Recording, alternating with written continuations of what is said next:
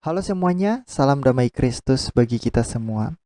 Kali ini saya ingin kita menyimak salah satu video perdebatan antara Pak Erben dengan Zuma, yang mana tentang perilaku moral antara Muhammad dengan Rasul Paulus.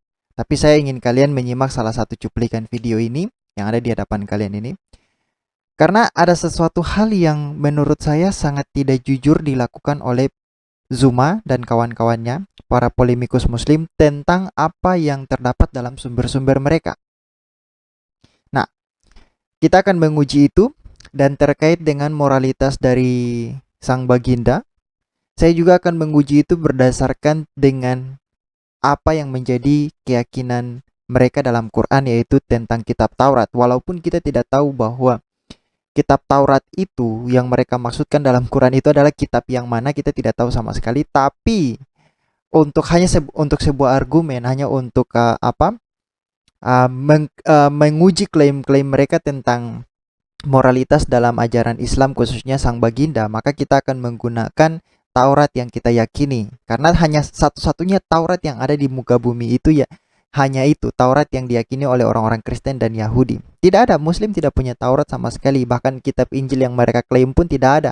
Kita tidak tahu mereka mau mendapatkan kitab itu dari mana.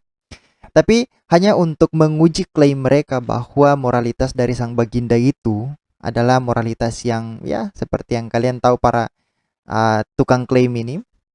Sekaligus klaim dari Quran bahwa mereka meyakini kitab-kitab sebelumnya, yaitu Taurat dan Injil. Jadi kita hanya menggunakan kitab Tauratnya saja untuk menguji klaim dari perilaku sang baginda.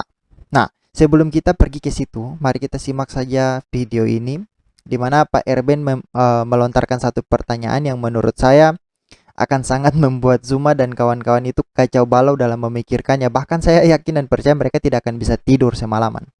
Nah, mari kita simak saja videonya. Ya, itu saya kira cukup jawaban ya saya. Oke. Silakan Pak Kasejati, ada lagi yang mau ditanyakan penekanannya? Ya, jawabannya kan udah seperti itu. Cuman aku mau tanya ini sebenarnya, cuma nggak dibolehin ini. Silakan aja, siapa bisa dijawab. Tanyakan aja. Ini bentar ya. ini pernikahan Baginda dengan Aisyah ini gimana? Tapi di hadis timernya jalan atau gimana?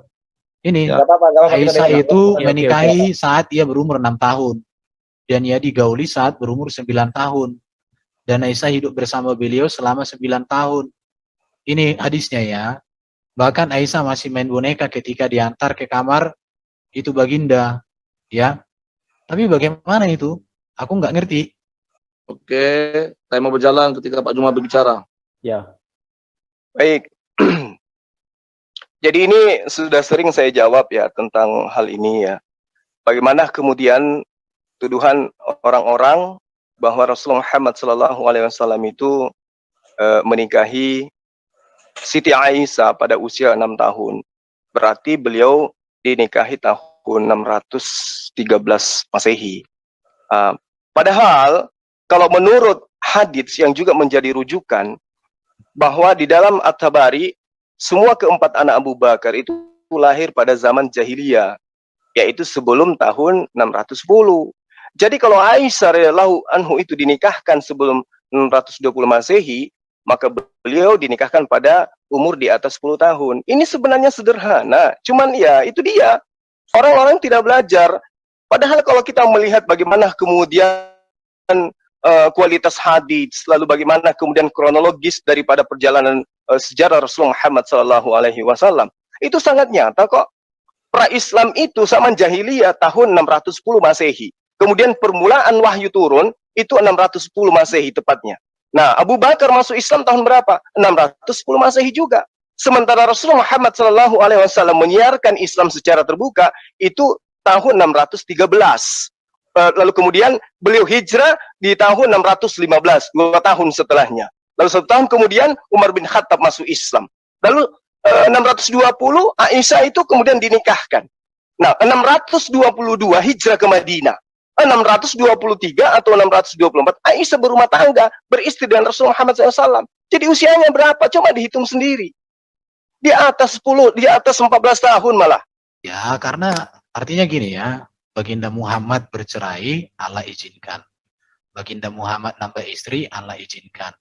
Baginda Muhammad dengan budaknya pun atau dengan apapun Allah izinkan. Ya berarti karena seperti itu Allahnya berjuma, ya saya harus menghargai, itulah Allahmu. Tapi Allahku nggak seperti itu aja bedanya. Itu ya yang mau saya tegaskan. Jadi yang mau saya tanya lagi, ada sebenarnya banyak ini pertanyaan-pertanyaan. Oke. Jadi itu adalah salah satu penjelasan atau bantahan atau apalah, saya tidak tahu, karena begini, dia melakukan sebuah kajian itu di luar dari sumber-sumber yang sudah menetapkan perkawinan Aisyah dengan Muhammad itu secara detail. Bahkan umurnya pun itu ditaruh, dijelaskan. Aisyah menikah dengan Muhammad, dengan baginda Muhammad itu ketika dia umur berapa tahun, dan digauli ketika dia umur berapa tahun, itu dijelaskan di dalam hadis-hadis sahih. Tapi dia membuat kajian, dia membuat sebuah penjelasan yang dimana tidak terdapat dalam sumber-sumber Islam. Dia buat satu buah kajian yang menghitung tahun-tahun dan seterusnya, tapi itu malah bertentangan dengan hadis-hadis yang ditulis oleh Sahih Bukhari, Sahih Muslim. Itu bertentangan. Jadi sebenarnya saya malah bertanya-tanya begitu, bahwa apakah itu maksudnya bahwa hadis Sahih Bukhari itu sesuatu yang salah? Sesuatu yang salah dalam menceritakan kisah tentang pernikahan Aisyah dengan sang baginda? Atau siapa dia sebenarnya sampai dia bisa mengetahui Muhammad dengan Aisyah itu menikah, baginda menikahi atau mengawini Aisyah itu ketika dia berumur sekian, untuk membantah hadis-hadis Sahih Bukhari.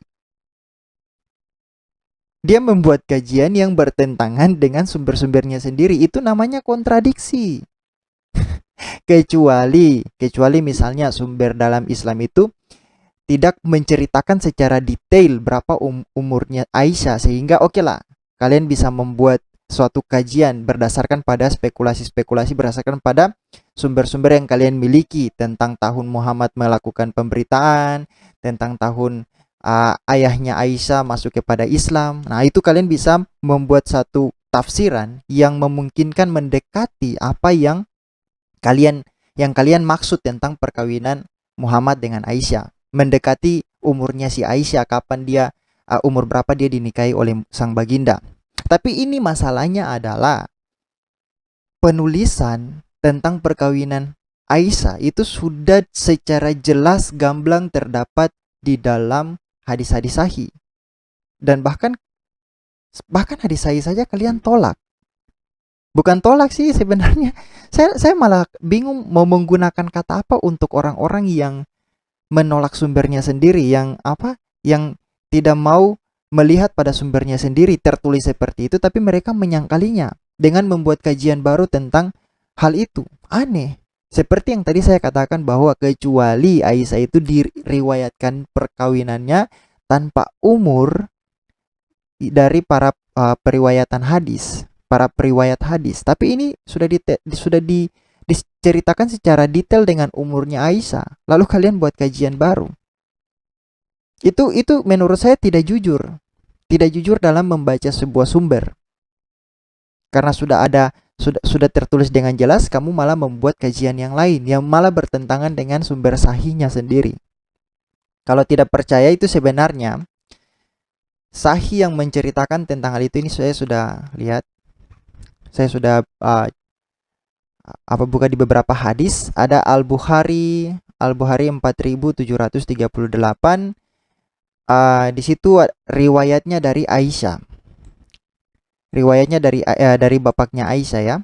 Dari bapaknya dari Aisyah. Jadi riwayat kepada Sufyan, riwayat dari Muhammad dari Sufyan, dari Hisyam, dari bapaknya dari Aisyah. Jadi Aisyah menceritakan kepada bapaknya, bapaknya menceritakan kepada Hisyam, dan Hisyam menceritakan kepada Sufyan, dan seterusnya. Tapi sumbernya yaitu Aisyah. Aisyah mengatakan bahwa dia dinikahi saat umur 6 tahun. Ini perkataan Aisyah. Bukan kajian Aisyah, ini perkataan Aisyah. Dan saat digauli saat berumur 9 tahun. Itu perkataan dia. Nah, kita lanjut. Itu hadis Sahih Bukhari 4738. Kita lanjut lagi kepada Sahih Bukhari 4761. Ini dari Hisyam juga. bin Urwah dari Urwah bahwasannya Nabi menikahi Aisyah saat berumur 6 tahun, kemudian beliau hidup bersamanya atau menggaulinya saat berumur 9 tahun dan Aisyah hidup selama 9 tahun. Nah, ini 4739 Al-Bukhari, kitab nikah. Ini dari Aisyah juga. Aisyah menceritakan kepada bapaknya, bapaknya menceritakan kepada Hisham dan seterusnya. Aisyah bilang saat itu Nabi menikahinya saat itu berusia 6 tahun, saat dia berusia 6 tahun dan mulai menggaulinya saat ia berumur 9 tahun. Hisham berkata, dan telah diberitakan kepadaku bahwa Aisyah hidup bersamanya selama 9 tahun dan seterusnya. Nah, sekarang kita lihat di Sahih Muslim 2548. Jadi kitab Sahih itu menceritakan tentang hal-hal yang sama. Aisyah dinikahi umur 6 tahun dan digauli umur 9 tahun. Bahkan An-Nasai 3206, ada An-Nasai 3206 mengatakan bahwa Aisyah dinikahi itu umur 9 tahun. Menikahinya saat umur 9 tahun dan meninggal saat dia berumur 18 tahun. Nah, ini hadis yang menceritakan tentang Aisyah dinikahi 9 tahun. Tapi tidak tahu apakah 9 tahun dinikahi dalam artian menggauli ataukah dinikahi dalam artian resmi secara suami istri, pasangan suami istri ya. Nah, ada lagi An-Nasai 3326 dan seterusnya, berumur 6 tahun dan beliau berumah tangga denganku. Seterusnya, ada lagi An-Nasai 3203, berumur 6 tahun dan membangun rumah tangga dengannya sedang ia berumur 9 tahun. 6 tahun. Hadis Abu Daud 1811, kitab nikah. Aisyah lagi, ini riwayatnya dari Aisyah. Nabi menikahiku sementara aku berumur 7 tahun. Jadi ini satu hadis yang menceritakan tentang umurnya yang 7 tahun. Lalu ada lagi hadis Ibnu Majah mengatakan ini dari Abdullah. Ini dari Abdullah. Menikahi Aisyah ketika ia berumur 7 tahun. Jadi ada dua hadis yang mengatakan bahwa dia dinikahi berumur 7 tahun. Tapi itu yang saya katakan, bahwa semua hadis itu menceritakan tentang Aisyah dinikahi itu secara detail, dalam artian dia memberikan deskripsi umurnya berapa. Jadi kalau Anda di tahun 2020, 1400 tahun setelah peristiwa ini, setelah peristiwa perkawinan Nabi, lalu Anda datang dengan kajian baru, itu akan malah membuat pertanyaan, apakah kamu mengatakan bahwa orang-orang yang menulis hadis ini adalah para penipu, ataukah kamu ingin mengatakan bahwa kamu lebih pintar dari mereka? Itu hanya ada dua kesimpulan itu dari cara berpikir orang-orang seperti Zuma. Karena mereka tidak mau menerima atau mereka menerima dalam artian hanya mau dalam artian bahwa menerimanya di mulut. Tapi pada esensinya mereka sebenarnya tidak terima.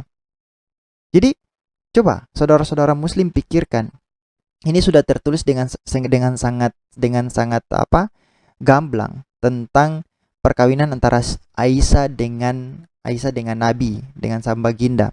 Lalu datang orang untuk melakukan kajian yang baru dan mengatakan bahwa Aisyah tidak dinikahi saat umurnya yang ke-6 tahun, tetapi saat umurnya yang ke berapa tahun tadi dia katakan.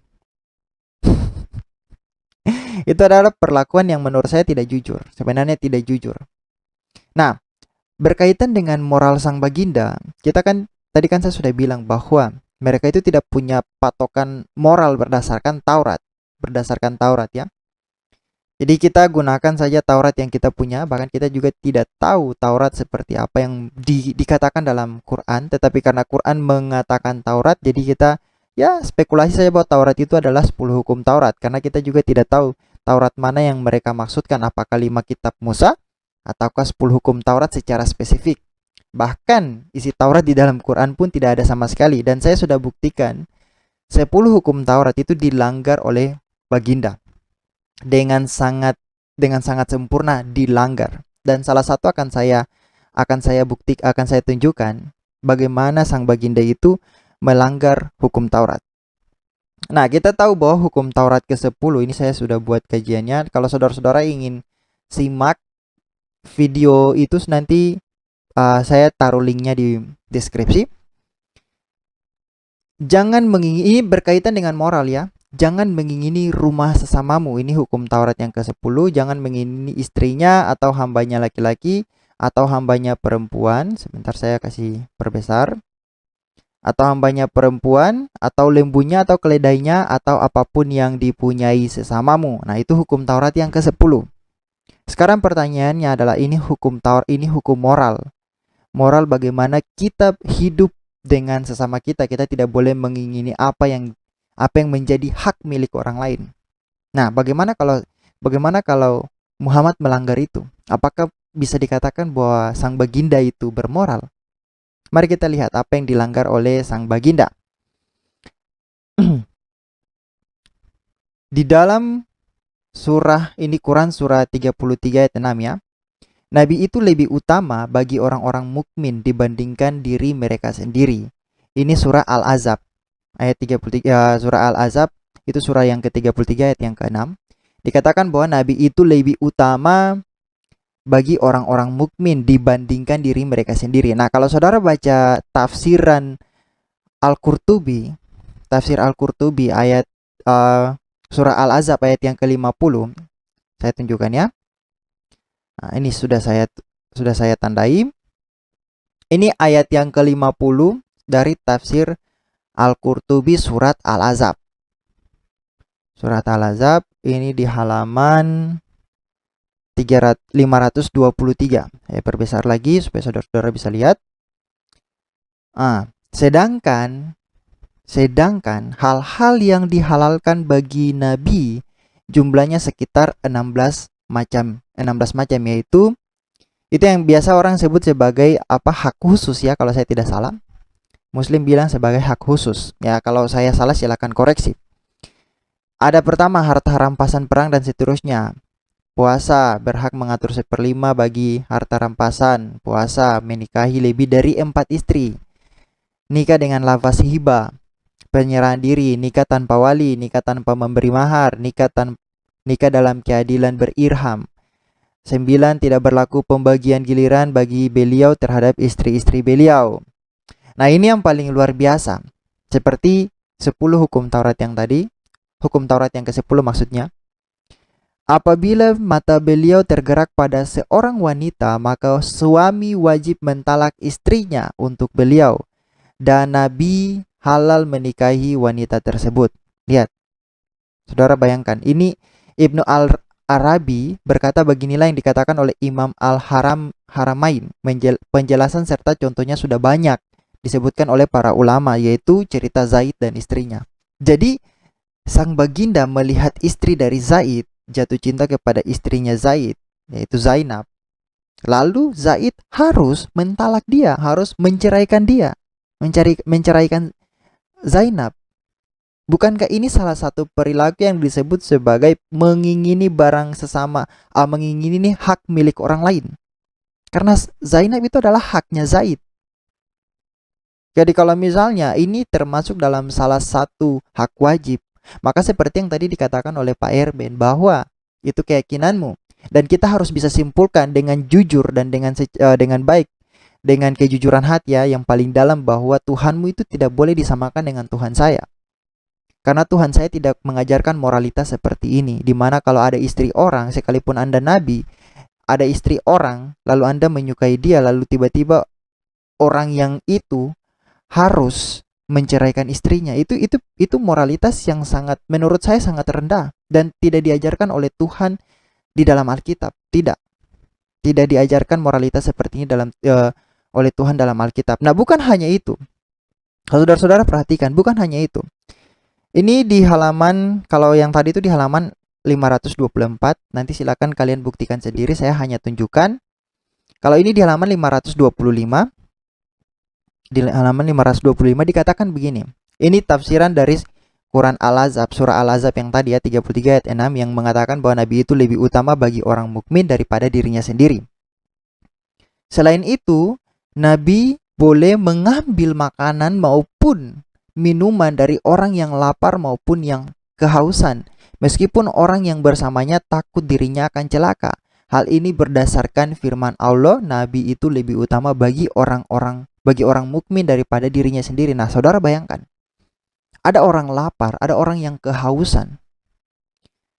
Lalu tiba-tiba Anda datang mengakui diri sebagai nabi, lalu mengambil makanan itu dengan wahyu bahwa saya yang adalah nabi itu lebih utama bagi orang-orang mukmin. Padahal ini adalah makanan, ini adalah minuman yang akan membuat saya kenyang, dan saya ini adalah orang yang makanan itu dan minuman itu adalah satu-satunya yang saya miliki. Bagaimana perasaan saudara? Apakah itu bermoral?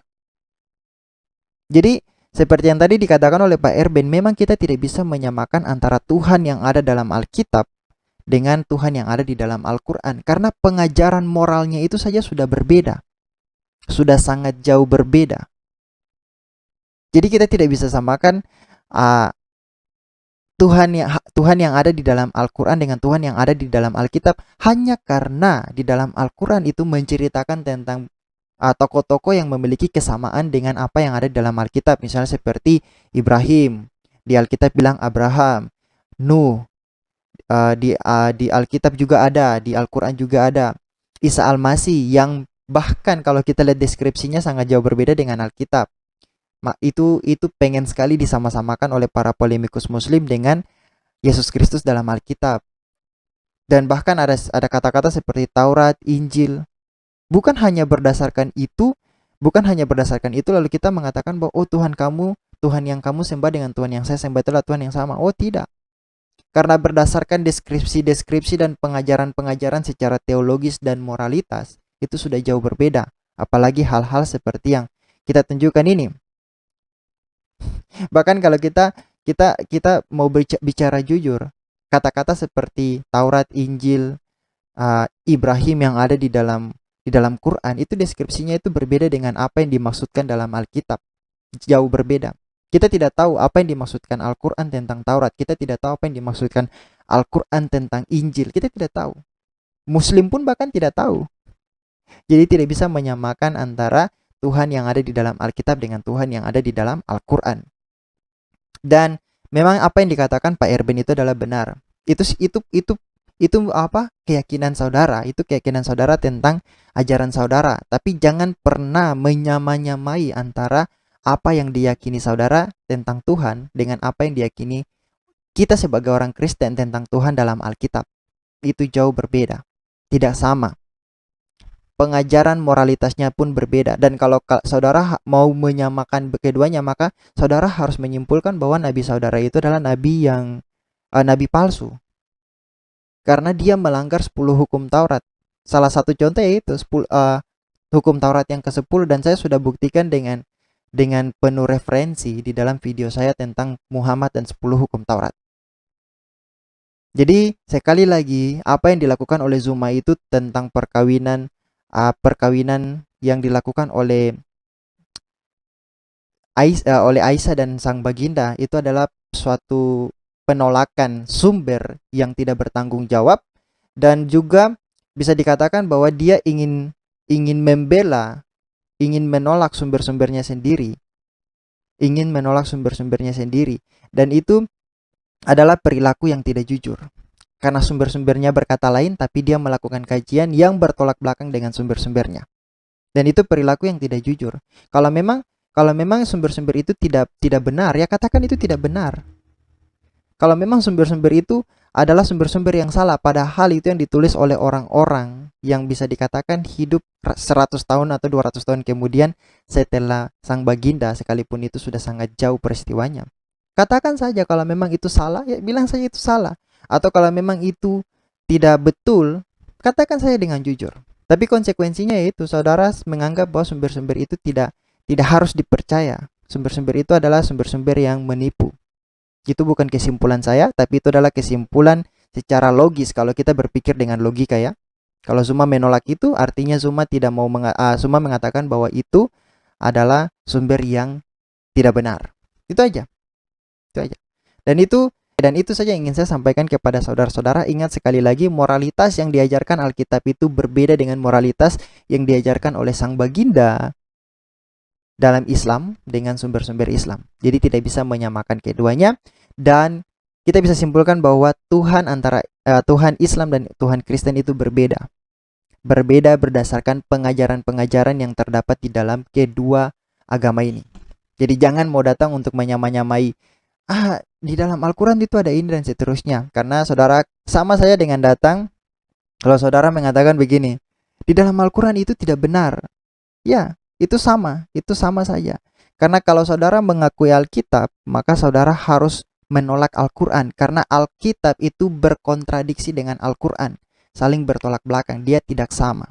Oke, itu saja yang ingin saya sampaikan kepada saudara-saudara. Semoga saudara-saudaraku muslim yang mencari kebenaran dengan pikiran terbuka, dengan hati yang terbuka, bisa menerima ini, bisa berpikir kembali untuk keyakinan saudara-saudara. Terserah saudara, silakan saudara pilih sendiri, tapi saya tetap berdoa semoga kalian yang mencari kebenaran dengan hati dan pikiran terbuka bisa menemukan kebenaran itu, dan kebenaran itu akan membebaskan saudara-saudara kita.